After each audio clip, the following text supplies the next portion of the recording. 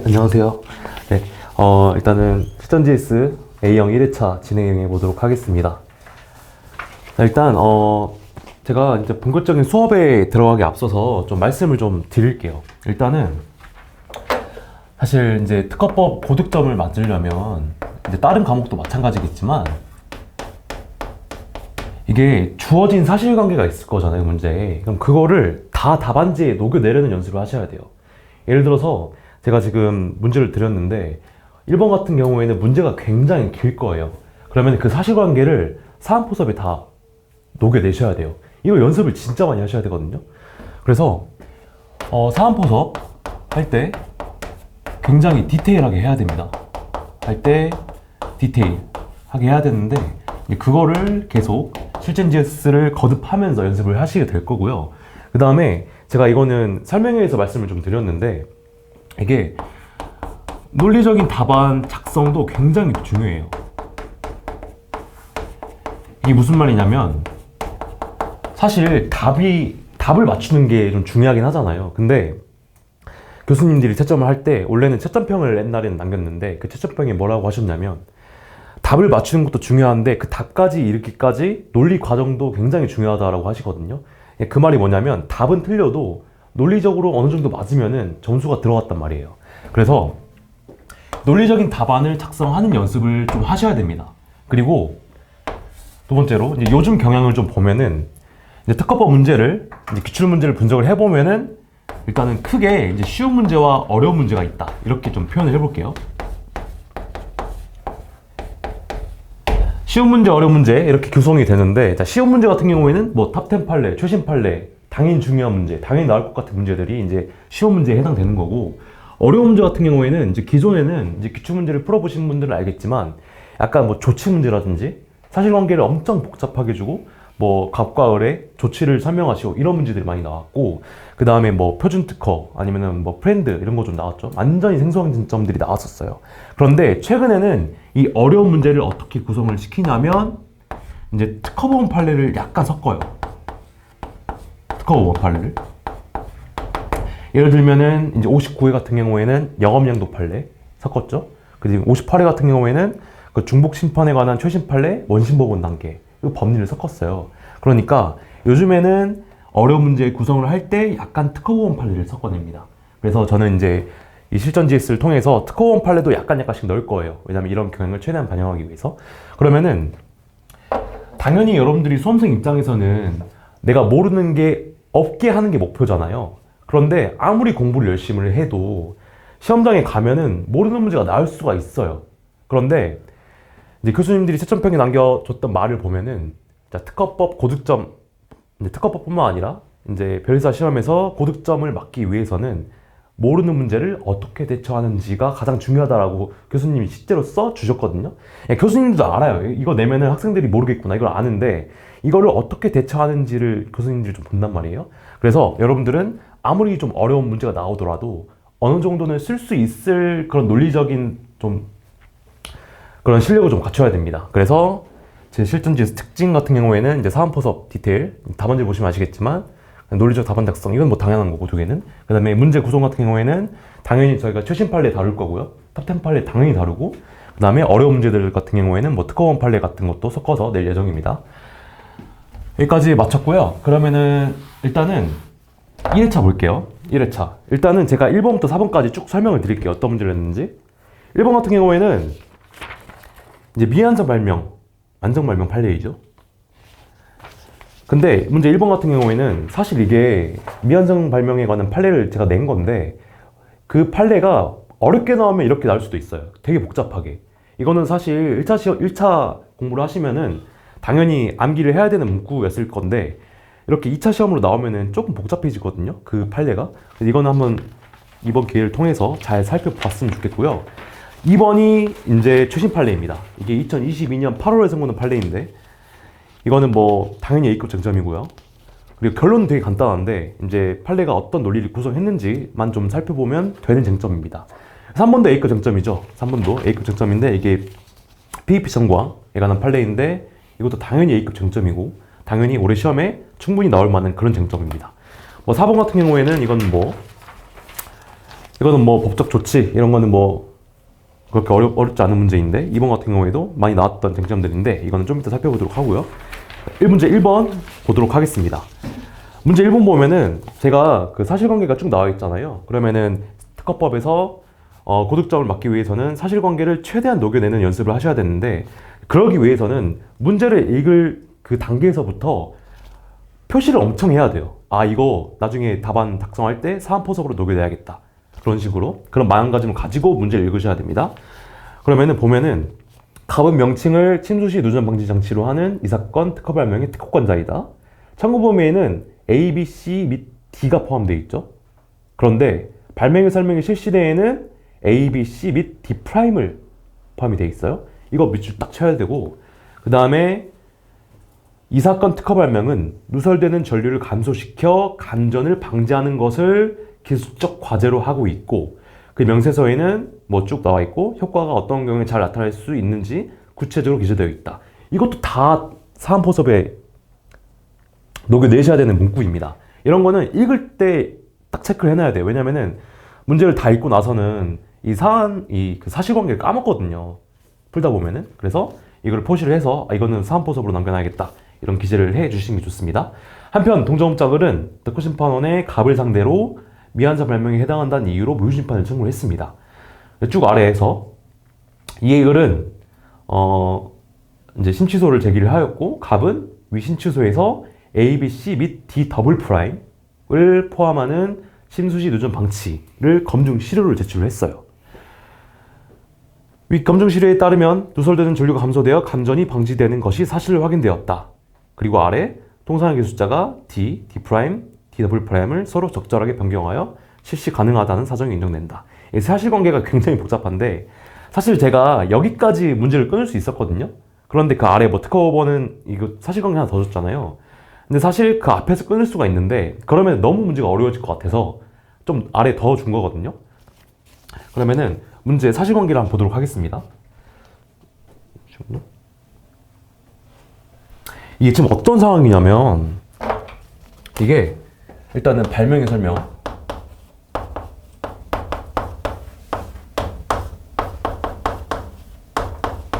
있고 참고 범위가 있습니다.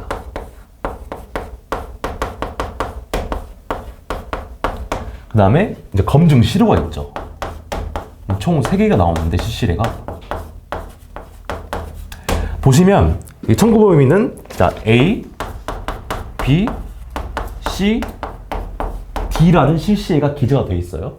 그런데 발명의 설명에는 A, B, C, D 프라임이라는 실시례가 기재가 되어 있습니다. 그런데 갑이 특허법원 단계에서 검증 시료 같은 경우에는 A 플러스, B 플러스, C 플러스, D 더블 프라임을 제출을 해요.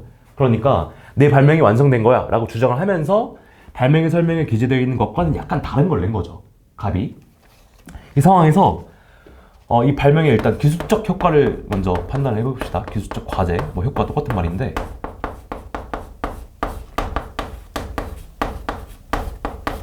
이제 기술적 과제가 뭐로 나와 있죠? 누설되는 전류를 감소시켜 잠시만요.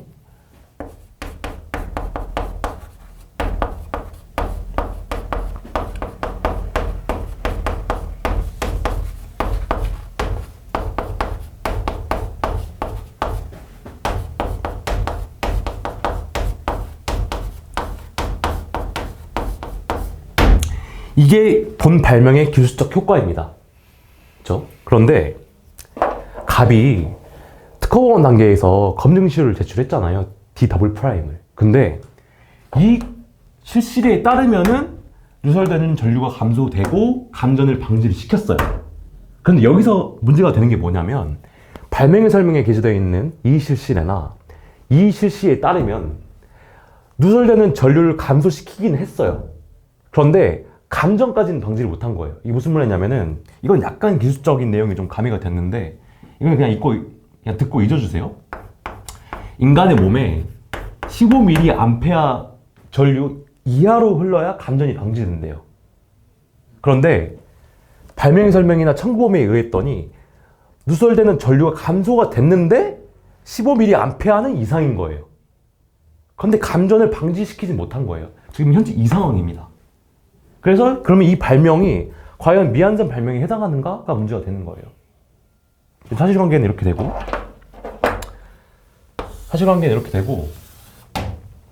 그러자 이제 원심 단계에서는 뭐라 했냐? 사실 그 미완전 발명에 관한 판례 있죠. 그게 이제 기술적 효과를 얻을 수 있을 정도까지 구체적 객관적으로 구성이 되어야 된다라는 판례가 있는데, 이거는 이 사실관계에 관한 대법원 판례에서 나온 거고, 원래는 문구가 뭐였냐면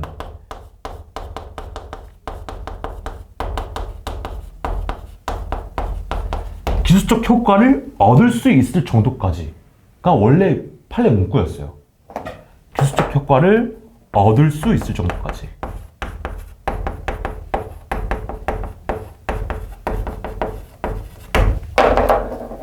까지 발명이 구체적 객관적으로 구성이 돼야 된다. 원래는 얻을 수 있을 정도였습니다. 그러면은 원심 단계에서는 이렇게 판시를 했고, 그 다음에 이거에 따르면은 발명의 설명 참고 범위에 따르면 누설되는 전류는 감소시켰지만 감전을 방지하진 못했다. 따라서 이거는 미완전 발명이다. 그리고 갑이 제출한 검증 시료는 D 더블 프라임이지 D 프라임이나 D가 아니다. 따라서 발명은 미완전 발명이다라고 한 거예요. 원심법원 단계에서. 그러자 대법원은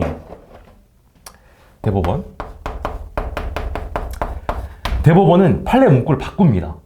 일단은 이게 가장 중요한데, 기술적 효과를 예상할 수 있을 정도로만 발명이 구성되면 되고 얻을 것까지는 필요가 없다라고 약간 바꿔요. 예상입니다. 그러면은 이 판례에 따르면은, 대법원 판례에 따르면, 물론 D'이나 D에 따르면 감전을 방지하지 못하지만 그럼에도 불구하고 누설 전류가 감소가 됐잖아요. 그러면은 기술적 효과를 예상할 수 있는 거예요. 그래서 이거는 완성된 발명이라고 합니다. 그리고 대법원은 두 가지 논리를 펼치는데, 이게 첫 번째 관점이고, 두 번째 관점은 이거예요. 이 판례 같은 경우에는 이 두 번째 관점에 관한 판례의 문구는 1차 시험 때 많이 했을 거예요. 기술적 효과의 인정은 발명의 설명에 구체적 실시례에 한정되어 인정되는 것은 아니다. 그 판례 있죠. 그럼 적어볼게요. 기술적 효과의 인정은 발명의 설명에 구체적 실시례에 한정되어 인정되는 것은 아니다. 라는 판례 있죠. 이 판례가 여기서 나오는 건데, 이게 뭐냐면, 이 기술적 효과 인정이라는 게 반드시 A 플러스 B 플러스 C 플러스 D 프라임에 관하여만 인정되는 것은 아니다. 그러니까 약간만 바꾼 것에 대해서 기술적 효과가 인정되어도, 이게 인정됐잖아요. 이거는 약간만 바꾼 건데, 이 검증시료는 이게 다 됐거든요. 이게 됐으니까 발명이 완성됐다는 거예요. 그러니까 다시 한번 정리를 하자면, 기술적 효과 인정은 꼭 이거에 따라서만 인정되면 되는 것은 아니고, 약간 다른 거가 기술적 효과가 인정이 돼도 이것도 인정된다고 볼 수 있다 라고 하는 게 이 두 번째 논거입니다. 그러면은 여기서 문제가 생겨요. 아니, 그러면은 이게 얼마나 달라야 되는데? 얼마나? 약간 다른 거가 기술적 효과를 보이면은 발명이 완성됐다 라는 건 알겠는데, 그러면 뭐 엄청나게 다르면 안 되잖아요. 엄청나게 다른 거를 인정해버리면은 그건 안 되니까 판례가 이 기준을 정확히 명시를 해줘요. 보면은 문제 1번에 그 사실관계가 어디 나와 있냐면, 두 번째 문단의 마지막 줄 볼게요. D 프라임, D 더블 프라임은 서로 적절하게 변경하여 실시 가능하다는 사정이 인정된다. 딱 기준이 있습니다. 이 기준이 있으면은, 그러니까 한마디로 표현하면은 비슷하다는 거예요. 비슷한 게 기술적 효과가 인정되면은 얘도 발명이 완성됐다고 볼 수 있다 라고 하는 겁니다. 그래서 이 두 가지 논거, 예상으로 바꿔서 누설 전류를 감소만 돼도 감전을 방지하는 것을 예상할 수 있죠. 이게 첫 번째 논거이고, 두 번째 논거는, 그러면은 이거 좀 이해를 하기 위해서 제가 설명드리는 건데, 뭐 예상할 수 있냐 없냐 이거는 좀 모호한 판단이니까 두 번째 논거로 한번 가봅시다. 기술적 효과의 인정은 여기에 한정되어 인정되는 것은 아니다. 약간 다른 거에 기술적 효과가 인정되어도 기준에 부합을 하면은 이 발명은 완성된 것이다 라고 하는 거죠. 그래서 이 두 가지 논점을 잘 이해를 하시면 되고요. 그래서 볼게요. 답안지 보시면 1번 논점 정리 있고, 2번 발명의 태도 있고, 3번 미완성 발명 판단 기준 보면 종래에는 기술적 효과를 얻을 수 있을 정도까지 이고, 최근 판례는 가능성입니다. 가능성, 예상. 무슨 말인지 알겠죠? 이렇게 완화됐습니다. 꼭 알아두시고, 그 다음에 3번 검토, 이거 좀 오타가 있는데 3번 검토에 그 마지막 줄 보시면 기술적 효과 달성 그 옆에 가능성이라고 써주세요. 가능성 여부를 판단하는 최근 판례는 타당하다. 됐죠? 그 다음에 4번 구체적 실시에 한정되어야 되는지, 이거 두 번째 논거입니다. 두 번째 논거. 구체적 실시에 한정되어야 되는지 아니다. 발명이 완성되었는지는 일단 청구범위를 기준으로 하는데, 마지막 줄 발명의 설명의 구체적 실시에 한정되어 인정되는 것은 아니다. 약간 다른 실시에 갑이 제출한 검증 시료가 인정돼도 인정된다 라는 거죠. 사안 해결이 이게 엄청 길잖아요. 이게 제가 방금 말씀드린 겁니다. 문제에 나와 있는 사실관계를 전부 다 녹여내셔야 돼요. 그래서 1번 구체적 실시대의 D'에 따른 실시에만 기재되어 있어도 실시대에 한정되어 기술적 효과가 확인되어야 하는 점은 아닌 점, 이 두 번째 논거를 쓰는 겁니다. 2번 D'에 따른 실시에 관하여는 누설되는 전류가 감소되어 감전이 방지될 수 있는 바, 이에 관하여는 기술적 효과가 인정되죠. 3번 통상의 기술자가 D, D'을 적절하게 변경 가능한 점, 이 기준을 말하는 거고. 4번 발명이 구체적 객관적으로 명세서의 특허 발명의 구조와 작동 내용, 구성 요소들의 상호관계 등이 구체적으로 기재되어 있어 구체적으로 구성되어 있는 점. 5번 D'에 따른 실시에 따르면 누설 전류가 감소함으로 가능성은 예상되는 점에 따라서 미완성 발명에 해당하지 않는다. 따라서 특허원 판결은 부당하다. 됐죠? 이거 그래서 한번 잘 소화를 시켜줬으면 좋겠습니다. 이게 미완성 발명이 정말 어렵게 나오면 이렇게 나올 수도 있어요. 그래서 그렇게 보면 되고, 자, 문제 설문 2번 같은 경우에는 이거는 쉽죠? 이거는 보면은 발명 설명과 청구 범위가 다르잖아요. 이때 문제 낼 수 있는 게 뭐죠? 당연히 42조 3항 1호, 42조 4항 1호죠. 그거 쓰면 됩니다. 다르니까. 42조 3항 1호 같은 경우에는 그거 있죠. 일단 이거 좀 지울게요. 이거 지우면은 이제 42조 3항 1호 그런 기재 불비에 관한 판례는 바로 튀어나올 수 있어야 되는데, 일단은 42조 3항 1호 볼게요. 이거는 물건 발명에 관한 판명이 있죠. 물건 발명에 관한 판단 발명. 이건 제가 두 문자를 좀 따드리는데, 보충자를 보면은 다 두 문자가 있습니다. 이게 이제 과실특부 생사,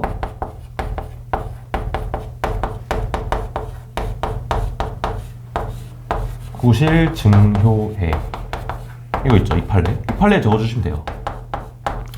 과도한 실험이나 특수한 지식을 부과하지 않고 물건 자체를 생산 사용할 수 있고 구체적 실험 등으로 증명되지 않아도 효과를 예측할 수 있다면 42조 3항 1호를 만족한다. 그 판례 있죠. 이 판례는 물건 발명일 때입니다. 물건 발명일 때.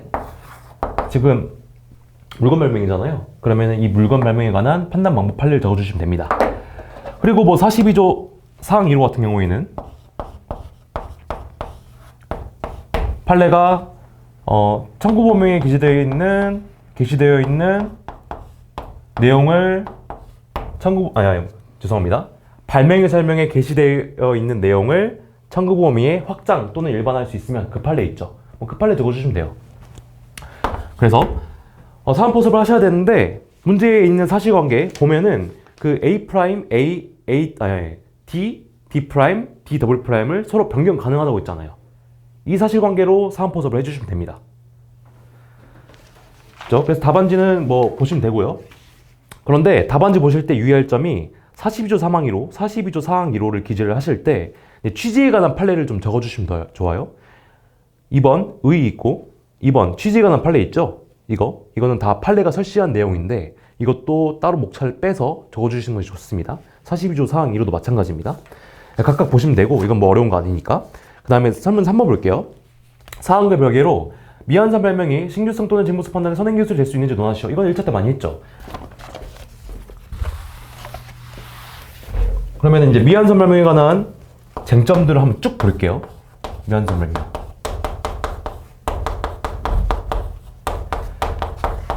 첫 번째, 미완산 발명.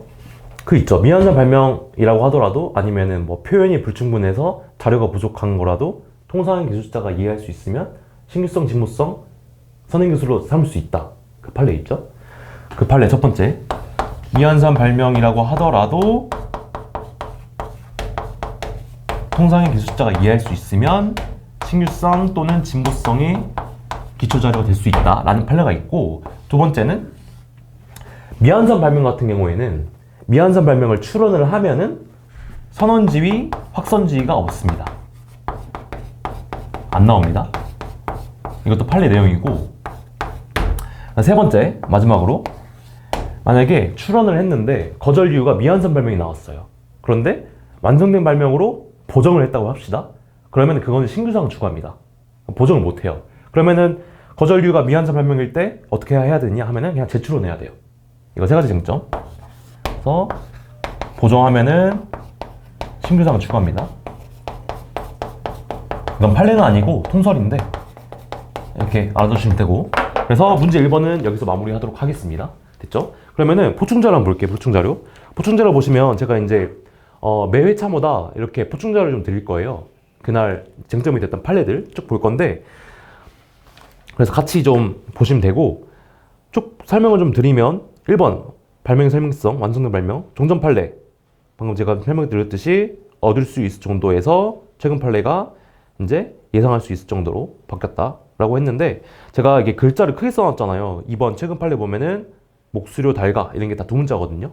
이거는 참고를 해서 암기를 해 주셨으면 좋겠습니다.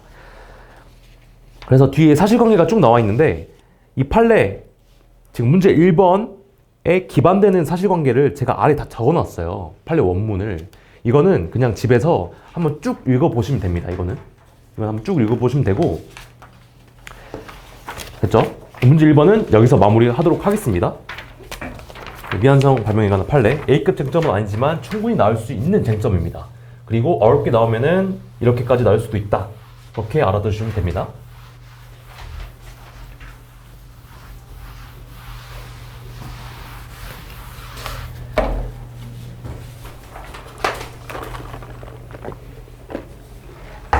문제 2번 볼게요. 문제 2번, 이건 진짜 A급 쟁점입니다. 이거는 A급 쟁점이고, 사실 결론은 쉬운데 볼게요.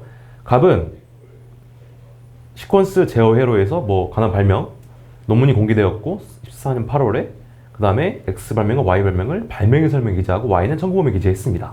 원추론을 하고, 그 다음에 갑은 발명의 설명과 청구범위에 발명 X를 기재하고 분할 추론을 하면서 발명 X에 관한 공지의 취지를 기재하고 2014년 8월 공개 논문에 대한 자료를 제출하였습니다. 승자관은 갑에게 원추론 시 공지의 주장을 하지 않은 경우에는 분할추론 시 공지의 주장은 인정되지 않는다. 이런 말을 쭉 하고 거절 통지를 하였습니다. 이 상황이 어떤 거냐면 이런 거예요. 지금 현재 어떤 상황이냐면, 이거는 시험장 가면은 연습장 한 두세 장 정도 주어지거든요. 물론 아시겠지만, 그러면은 그 시험장에 이걸 다 적으시면 됩니다. 그냥 그 연습지에 이 보면은 2014년 8월에 X가 공개가 됩니다. 공개가 되고,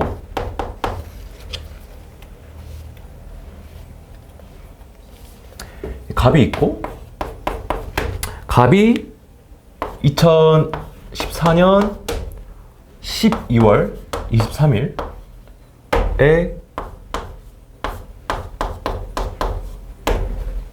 추론을 합니다. 원추론. 추론을 하고, 또 갑이 2016년 8월 30일에 이제 분할 추론을 하는데 X를 분할 추론했죠. X 분할 추론을 합니다. 이제 분할 추론을 하면서 공지유예 주장을 하는 거죠. 이 상황입니다. 그러면은 딱 보면은 문제가 어디서 되는지 알겠죠? 보면은 공개된 날로부터 1년, 원출원은 1년을 만족시켰는데 분할 출원은 만족을 못 시키는 거예요. 1년 이내에. 그러면은 이 분할 출원이 과연 공지유예 효과를 받을 수 있는가가 문제가 되는 겁니다. 그러면은 사실관계는 되게 간단한데 그리고 결론도 되게 간단해요. 그런데 그 논리 구성이 어떻게 되는지 한번 봅시다. 논리 구성이 일단은 원심법원 단계부터 볼게요.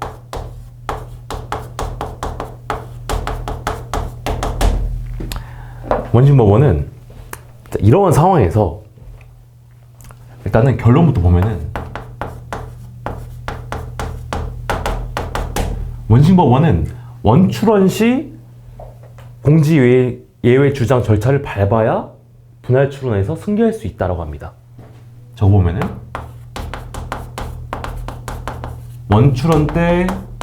원출원 시 이 절차를 밟아야 분할 출원 시 승계할 수 있다 라고 합니다. 그러니까 원출원 때, 이 원출원인데 이 원출원 때 무조건 30조 1항 1호를 밟아야 이게 인정된다는 거예요. 원심은.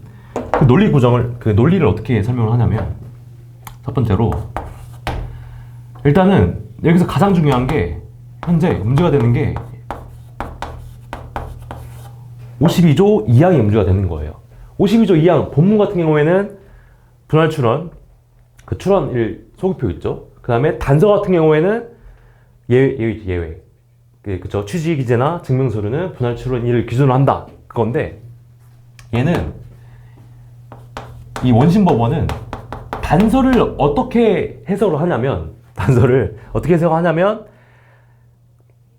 그 분할 출원 그 취지기재나 증명서류를 분할 출원일로 하는 게 얘인데 얘를 어떻게 해석하냐면 얘는 원출원 시에 30조 1항 1호 절차를 밟아야 얘가 인정된다고 해요. 그러니까 얘는 굉장히 좁게 해석해버려요. 얘를 정리하자면 52조 2항 단서 같은 경우에는 분할 출원일을 기준으로 이제 취지나 증명서류 그 계산을 하는데 이 단서조차도 원출원 시 얘를 밟았어야 이게 된다는 거예요. 그러니까 얘를 안 밟으면은 이 전문대 의미가 없다는 거예요. 굉장히 좁게 해석합니다.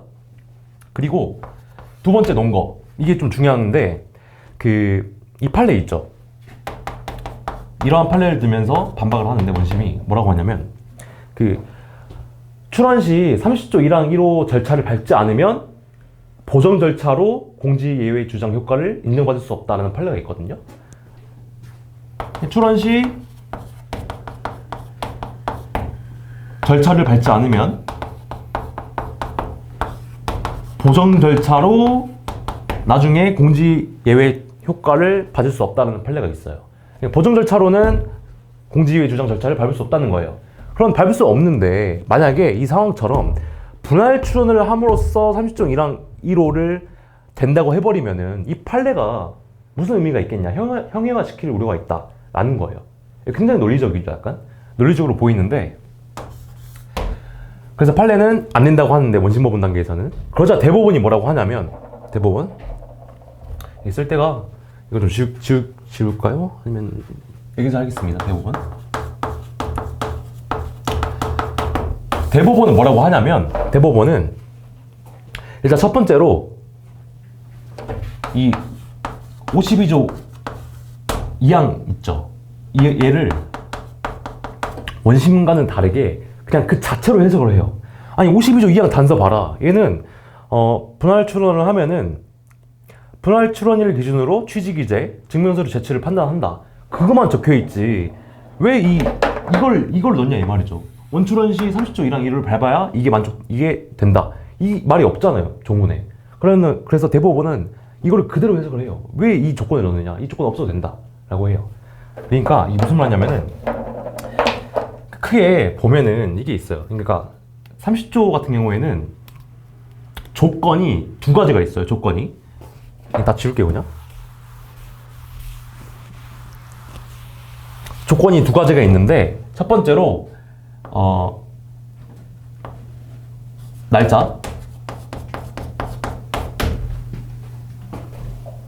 있고, 그 다음에 서면.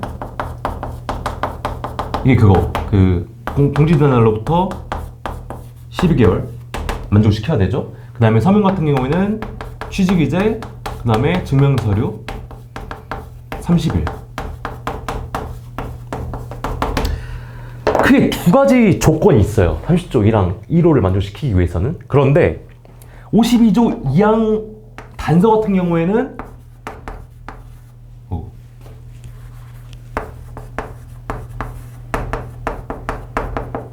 얘를 분할 출원일로 본다 라는 거죠.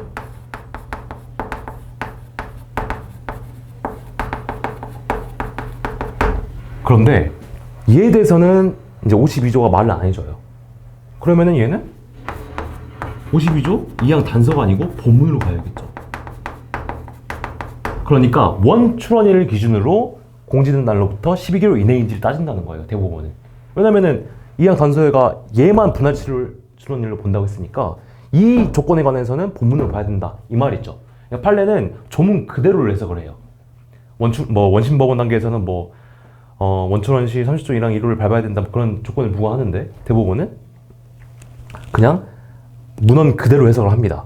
그리고 이게 첫 번째고, 자, 두 번째로 방금 원심법원 단계에서 뭐라고 했냐면 그 판례 있잖아요. 그 원출원 시 출원 시 30조 1항 1호 절차를 밟지 않으면 보정을 통해서 공지의 주장 효과를 인정받을 수 없다 라는 판례를 이제 원심법원에서 근거로 하는데, 대법원은 그 논거도 어떻게 까냐면 이렇게 까요. 그냥 보정제도와 분할 출원 제도는 별개이다 라고 합니다. 얘는 분할 출원이잖아요, 보정이 아니고. 이 두 개는 다른 절차이므로 그 논거도 논리적이지 않다라고 합니다, 대법원이. 그래서 이 두 가지 논거를 잘 기억을 해주시면 되고, 이게 결론을 외우기가 굉장히 쉬워요. 뭐냐면 정리를 해볼게요. 결론은 30조 1항 제1호 조건은 두 가지가 있는데, 두 가지. 공지된 날로부터 12개월 이내, 그 다음에 취직이제 증명서류 30일. 이 두 가지가 있는데, 취직이제 증명서류 30일 같은 경우에는 52조 2항 단서에 의해서 분할 출원일로 기준을 보고, 공지 12호 같은 경우에는 본문으로 가서 원 출원일을 기준으로 봅니다. 그래서 보면은 원 출원일로 보면은 12개월 이내에 만족을 했잖아요. 그러면은 이게 되는 겁니다. 됐죠? 결론은 굉장히 쉬운데 말을 굉장히 많이 해요. 됐고, 근데 여기서 좀 참고를 해주실 게 이게 있어요. 이 원출원 시 예를 들어서 그러면은 원출원 때 30조 3항 절차를 밟으면 되는 거 아닌가요? 라는 질문이 있을 수도 있어요. 30조 3항은 이제 나중에 절차를 밟아도 인정된다라는 조문이잖아요. 그럼 여기서 이거 밟고 이거 여기서 또 밟고 그러면 되지 않나요? 라고 질문이 들어올 수 있는데, 사실 이거는 2015년 1월에 들어온 개정법이거든요. 경과구정이 2015년 7월 29일인가 이후 출원에 관하여만 적용이 됩니다, 이거는. 근데 이거는 2014년 12월에 출원된 거잖아요. 30조 3항이 적용이 안 돼요, 경과구정 때문에. 됐고, 됐습니다. 그래서 보시면 되고, 설문 2번은 최신 판례이고 이제 중요한 거고, 결론 시효나 이제 답안지 구성을 좀 잘 하셔야 됩니다. 자, 설문 2번, 얘는 굉장히 정형화된 문제죠. 30조 1항 1호와 30조 1항 2호의 차이 설명하는 건데, 차이가 뭐가 있죠? 두 개밖에 없어요. 공개 매체의 차이죠. 30조 1항 1호 같은 경우에는 이제 출원 공개나 등록 공고가 된 것은 안 되죠. 그다음에 30조 1항 2호는 그러한 제한이 없고, 두 번째는 서면. 30조 1항 1호 같은 경우에는 취지와 증명서류를 제출을 해야 되는데 30조 1항 2호는 그럴 필요가 없습니다. 됐죠? 이거는 정형화된 문제니까 바로 나오면 되고, 이제 설문 2번 답안지 볼게요. 답안지 보시면 이게 보면은 판례 문구가 조금 어려워요. 이제 그 부분만 좀 제가 짚어드릴게요. 7페이지 보면은 이거는 52조 2항 조문의 해석을 어떻게 하는지에 따라 이렇게 달라지는 거므로 법령의 태도에서 52조 2항을 따로 빼서 써줘야 돼요. 법령의 태도 52장 2항 본문이 있고 52조 2항 네, 2호가 있죠. 이거 보시면 되고 심사관의 조치가 타당한지 여부, 문제점이 있고 원심법원 보면은 원출원 시 해당 절차를 밟아야 분할 출원해서 그 절차를 유효하게 승계할 수 있는 것이다. 그러니까 원출원에서 무조건 30조 1항 1호를 밟아라는 거예요. 원심법원 단계에서는. 그러자 대법원이 쭉 읽어볼게요. 52조 2항은 밑줄 분할 출원일을 기준으로 공지의 주장의 요건 충족 여부를 판단해야 한다거나 이게 무슨 말이냐면은 원출원에서 공지의 주장을 하지 않고 분할 출원에서만 공지의 주장을 한 경우 이 경우죠. 분할 출원일을 기준으로 공지의 주장 요건 충족 여부를 판단해야 한다거나 그러니까 52조 2항이 그 12개월 있죠. 공지연락도 12개월 그거를 분할 출원일로 해야 된다고 말한 적은 없다. 52조 2항은 얘는 이 두 가지 조건 중에서 얘만 말하는 거잖아요. 얘에 대해서 언급 안 했잖아요. 그거 말하고 있는 겁니다. 그리고 이번 동그라미 원출원에서의 공지의 주장을 한번 끊고 분할 출원에서의 공지의 주장을 통한 원출원일을 기준으로 한 공지의 효과 인정 요건으로 정하고 있지 않다. 이게 무슨 말인지 이해가 되나요? 네, 됐죠? 그래서 그 2번 동그라미 바로 뒤에 있는 원출원에서의 아니 이번 동그라미 그 다음 줄 원출원일을 기준으로 한 공지의 예외의 효과 인정 요건은 이거 1년 요건을 말하는 거죠. 공지는 1년 이내 그걸 말하는 겁니다. 3번 결국 원출원 시 공지의 주장을 하지 않았더라도 분할 출원에서 이루어지면 52조 제2항 본문에 따라 원출원일에 출원하는 것으로 보게 되므로 만족시킨다는 거죠. 결론은 되게 간단해요. 된다. 이게 결론입니다. 검토본 보시면 판례 문구를 제가 썼고요. 검토본 보시면 공지의 규정은 그 인정사유가 계속 확대되고 있고 또 출원인을 보호를 해야 되니까 이게 맞다라고 이렇게 검토를 내려주시면 돼요.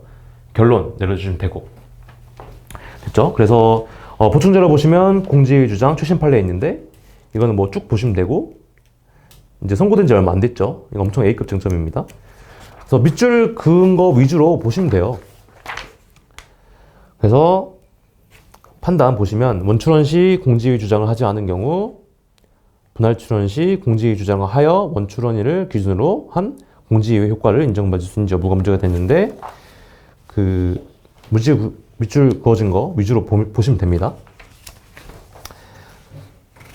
됐고 이게 보충 자료가 잠시만요.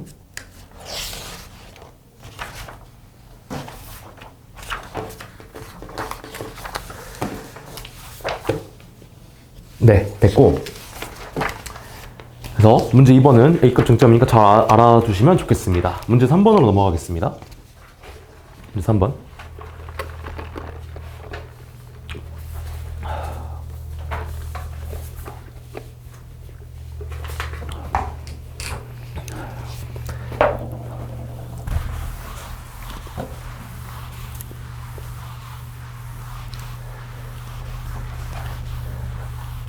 배고프시죠?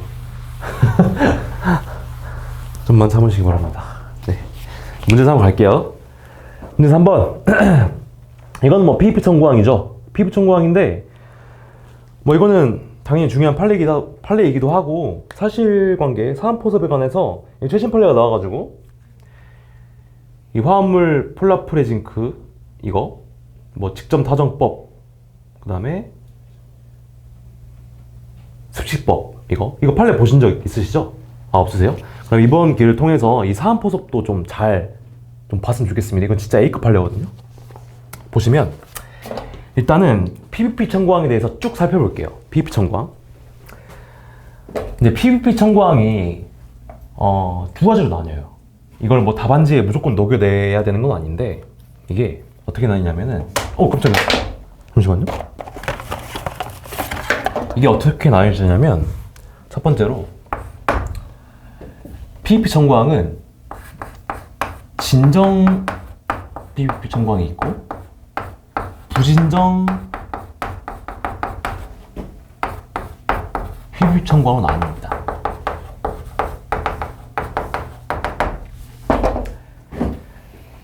이거 다 보충자가 다 있어요. 안 써도 돼요. 제가 다 드렸습니다. 네. 그냥 들으시면 돼요.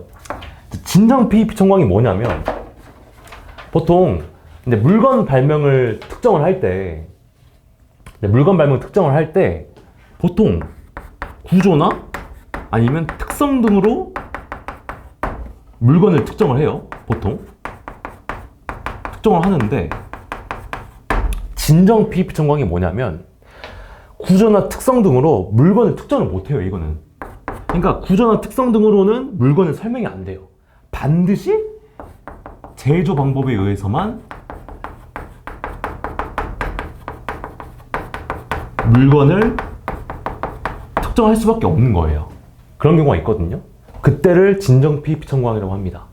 정리하자면 구조나 특성 등으로는 물건을 특정하지 못하고 반드시 제조 방법으로만 물건을 특정할 수밖에 없으면 그거는 진정 PEP 청구항입니다.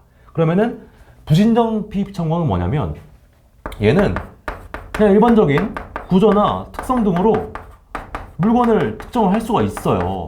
있는데도 불구하고 그냥 제조 방법으로 물건을 특정해버린 경우예요. 그냥 강학상 이렇게 두 가지로 나뉩니다. 진정 PEP 청구항과 부진정 PEP 청구항이 이렇게 나뉘고, 두 번째로 이제 학설을 볼게요. 학설. 이거는 그 특허법 같은 경우에는 학설의 논의가 필요한 쟁점들이 몇 개가 있어요. 그쵸? 근데 민사소송법 같은 경우에는 모든 쟁점들이 거의 학설이 있는데 특허법은 한 뭐 민사소송법이나 상표법의 중간 정도?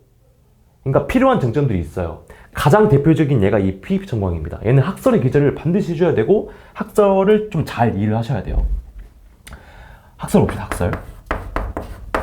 학설 보면 이게 첫 번째 물 동일성설이 있습니다. 이거는 제가 보충 자료에 자세히 기재를 해놨습니다.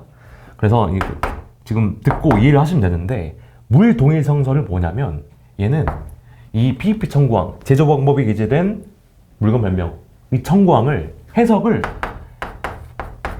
이 물건 발명이라는 거에 초점을 둬요. 물건 발명 이 자체.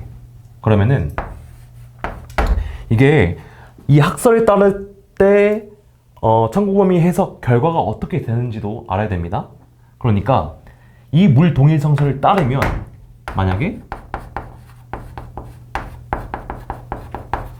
물건 발명으로서의 동일성이 만약에 인정이 돼요.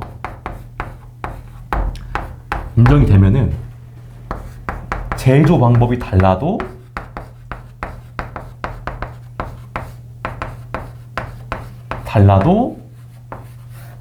출원 단계에서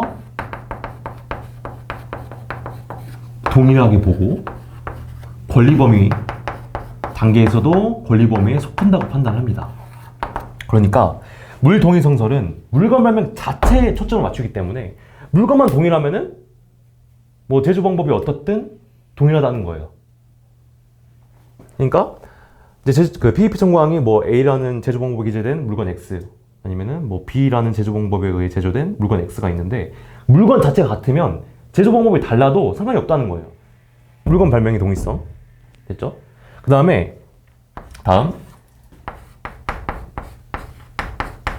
제법 판정설 보면은 얘는 PEP 청구항을 어떻게 해석을 하냐면 이렇게 해석을 해요. 그러한 제조 방법으로 제조된 물건 발명으로 해석을 합니다.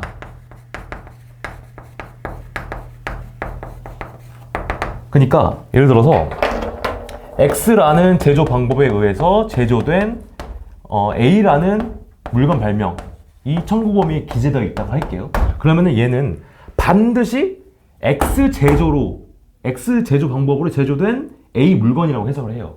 그러니까 Y 제조 방법으로 제조된 A 물건이라고 해석하지 않습니다. 반드시 그러한 제조 방법에 제조된 물건 발명으로 해석을 하고, 그러면은 출원 단계에서나 권리법의 단계에서 해석을 어떻게 하느냐라고 하면은 얘는 물건 발명으로서의 동일성이 인정이 되더라도 물건이 똑같더라도 제조 방법이 다르면은 다르게 해석을 해버려요. 그렇죠? 그게 차이입니다. 제조 방법이 다르면은 이추론 단계에서나 권리범위 단계에서 아예 다르다고 판단해버립니다. 이게 가장 큰 차이점입니다. 그렇죠? 학설의 이해를 정확히 하셔야 돼요. 중요한 게 이거 어떻게 결과가 되는지 이 부분이 중요하고 학설. 학설은 보충자를 제가 자세히 기재해놨으니까 그거 보시면 되고 그 다음에 이제 판례의 태도 볼게요. 판례의 태도. 판례 태도 보면은 원래는 이제 종전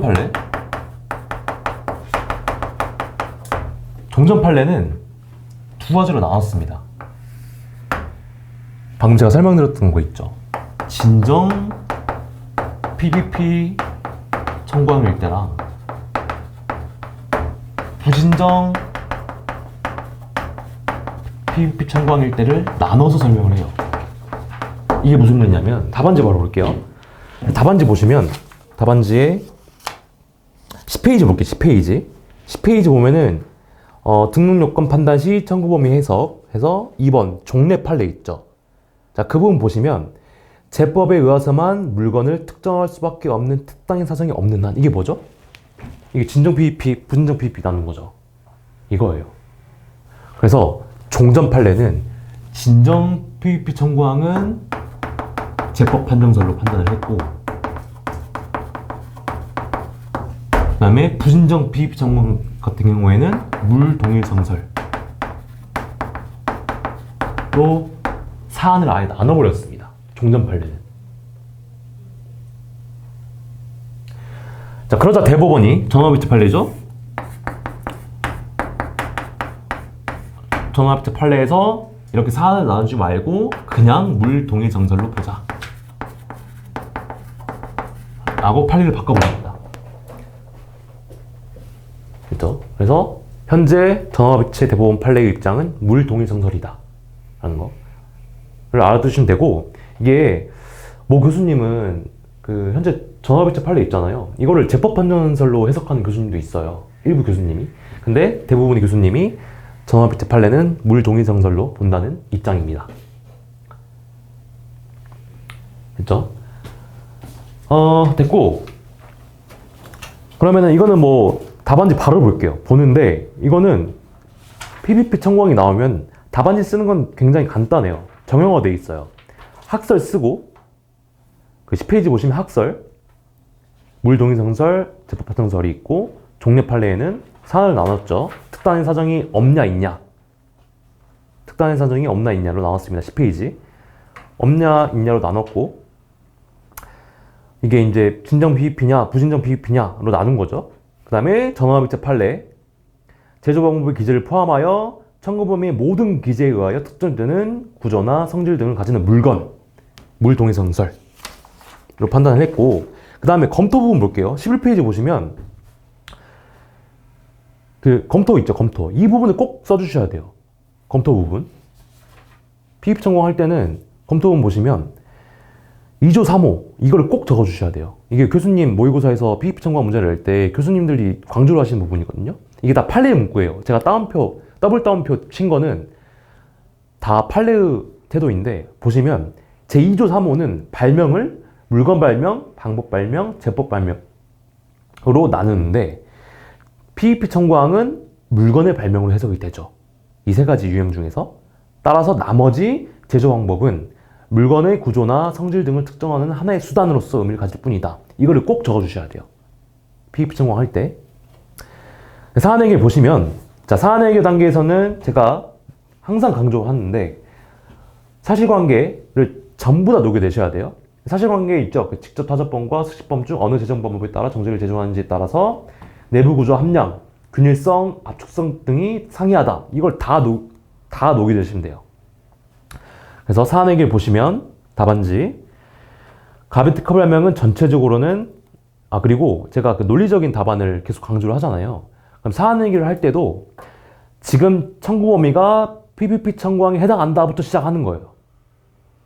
사안 해결 동그라미 1번 제조방법이 기재된 물건 발명에 해당한다. 됐죠? 2번 사실관계 그대로 녹여내면 됩니다. 직접 타전법으로 제조됨으로써 특정되는 구조나 성질을 가진 정제이며 을은 특시법으로 제조됨으로써 특정되는 구조나 성질 등을 가진 정제이다. 4번 직접 타전법과 특시법을 각각 제조된 정제들은 이러한 측면에서 차이가 있다. 따라서 동일하지 않으므로 신규성 모의사는 존재하지 않는다. 이렇게 결론을 내려주시면 돼요. 됐죠? 그런데 여기서는 문제가 생기는 게 이 문제 3번에서 사실 이 사실관계에서는 동일성설을 취하든 재법 판정설을 취하든 결론이 똑같아요. 왜냐면 얘들은 제가 아까 설명을 할 때 항상 물건 발명으로서 동일성이 인정된다면 제조 방법이 달라도 또 얘를 설명할 때도 물건 발명으로서 동일성이 인정되더라도 제조 방법이 다르면 다르다라고 했는데 다 얘들은 물건 발명에서 동일성이 인정된다는 조건 하에 논의가 나가는 건데 얘는 물건 발명에서 동일성이 인정되지 않아요, 애초에. 얘는 이 사실관계는 사실 그래서 물 동일성성을 취하든 재법 판정을 취하든 결론이 달라지지 않긴 해요, 사실. 애초에 물건 발명으로서 동일성이 인정되지 않으므로. 그죠? 그래서 그거는 이제 참고를 해주시면 됩니다, 그냥. 뭐 결론이 달라지진 않지만 학설의 기재는 반드시 써야 되므로 그거 참고해 주시면 되고, 그래서 PPT 청구항은 이번 기회에 이제 씹어 먹어 버렸으면 좋겠습니다. 학설, 판례, 태도, 어쩐지. 됐고, 이제 설문 2번은 뭐 되게 간단한 건데, 이런 거죠. 그 일반, 이제 PPT 청구항 말고, 일반 청구 범위,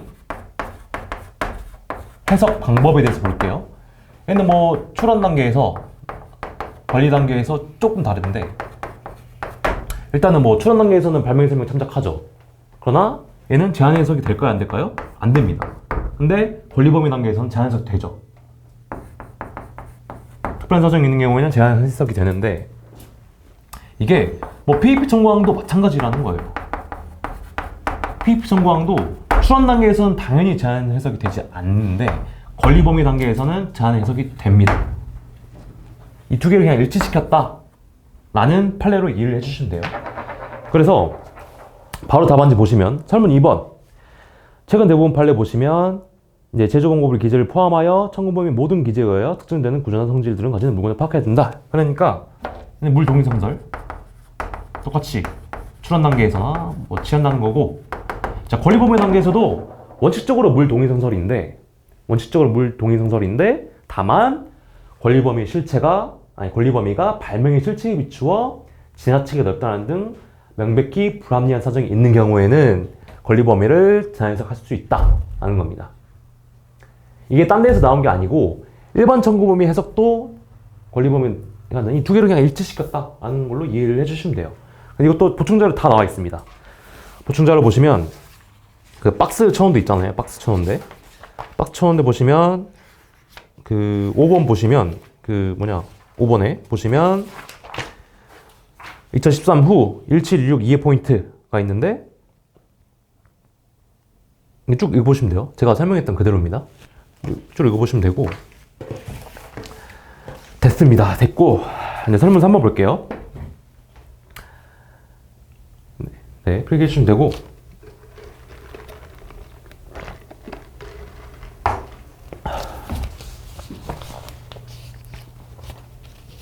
네, 설문 3번 을은 소극적 권리범위 확인 심판에서 자신의 실시 발명이 갑의 특허 발명의 문헌 범위에 해당하지 않는다고 주장한다. 이에 갑이 주장할 수 있는 상황에 관한 논하시오 라고 했는데 뭘 주장할 수 있겠어요? 균등범위죠. 이거는 균등범위인데 이거는 제가 뭐 균등범위에 관해서 여기서는 제가 자세히 설명드리지 않겠습니다. 왜냐하면 제가 이제 실전지에서 나중 회차 보면은 이제 균등범위 이제 세 가지 조건이 있죠. 과제기를 원리 동일하고 이제 작용효과 실질 동일하고 통상적인 영역의 생각된 그 세 가지 요건에 관해서 전면적으로 문제를 제가 낼 거예요. 근데 이 같은 경우에는 뭐 전면적으로 균등을 묻는 게 아니고 그냥 요건만 묻는 거죠. 그래서 3번 균등범위를 주장할 수 있는데 이제 그 5가지 조건, 적극적 요건 3가지랑 소극적 요건 2가지 적어주시면 됩니다. 적어주시면 되고 3번은 넘어갈게요. 이건 나중에 균등범위에 관해서는 제가 제대로 설명을 해드리도록 하겠습니다. 4번 을은 설문 4번 자신이 청구한 소극적 권리범위 확인 심판에서 선서형권을 주장하였다.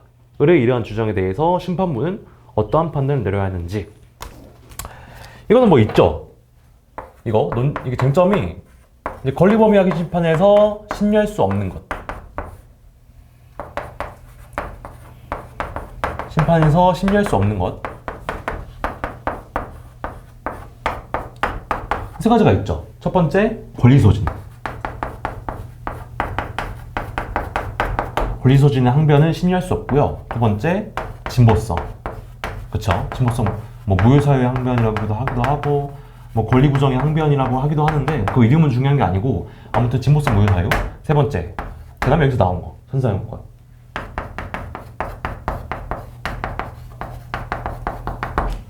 이 세 가지는 심리할 수 없습니다. 됐죠? 이거는 뭐 유명한 거죠. 됐습니다. 그래서 4번 답안지를 보시면 설문 4번 보겠습니다. 설문 4번. 설문 4번 보시면 이게 설문 4번 배점이 4점이므로 이거는 제가 논점 정리를 안 적었어요.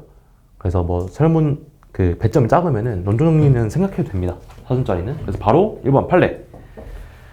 안 된다. 2번 검토. 3번 사안 해결 해주시면 됩니다. 그리고 보충자를 보시면 제가 이제 뭐 공정력, 권리부정의 항변, 권리남용의 항변이라는 란을 실어놨어요. 이거는 또 나중에 전면적으로 배울 거긴 한데 일단 이런 문제가 나오면 공정력부터 써야죠. 당연무효의 항변 안 된다는 거. 이거는 지금 문제가 되는 건 아니고 이제 권리범위 심판에 진모성 안 된다라는 판례 또 적어주었고 이거는 참고를 해주시면 되고 4번 문제 4번 볼게요. 문제 4번 마지막 문제입니다. 문제 4번은 문제 4번은 갑은 방직기용 실저장 및 공급장치 발명에 관하여 2018년 7월경 특허권 등록을 받은 권리자이다. 한편 을은 2019년 7월경부터 저장 및 공급 릴 장치를 구상한 뒤 이를 생산하여 산자에게 공급하고 있는 자이다. 갑은 2020년 7월경 을이 생산 공급하고 있는 장치가 갑의 특허권을 침해한다고 주장하면서 을을 상대로 침해금지 청구소를 제기하였습니다. 그리고 권리법위 심판도 같이 제기를 하였죠.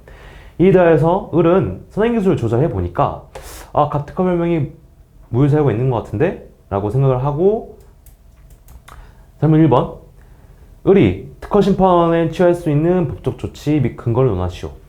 상황이 이거 되게 간단하죠. 간단한데 제가 이 문제 4번을 통해서 전달하고 싶은 메시지는 뭐냐면 이게 설문 1번이 되게 쓸 게 없어요. 배점이 시점이잖아요. 그러면은 을이 특허 심판에 취할 수 있는 법적 조치가 뭐죠? 그쵸? 무효심판인데 이게 배점이 시점이잖아요.